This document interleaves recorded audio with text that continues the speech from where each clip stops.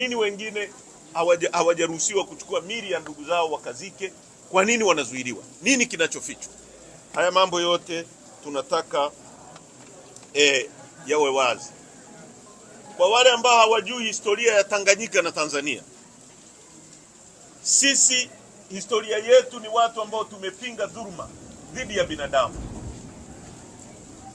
Serikali yetu ya wakati huo ya Mwalimu Nyerere iliwakaribisha wakina Mandela hapa na Umkhonto wa Sizwe kupinga makaburu waliokuwa wanaua watu weusi, wanateka watu, wanabagua watu.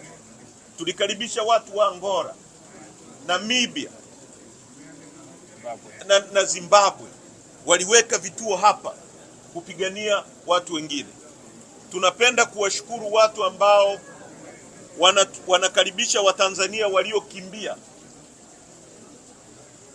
kwa sababu Tanzania ni nchi ambayo imekuwa mstari wa mbele kupigania haki za binadamu, na tunataka nchi nyingine zote zireciprocate ambacho Tanganyika iliwafanyia wakati ule.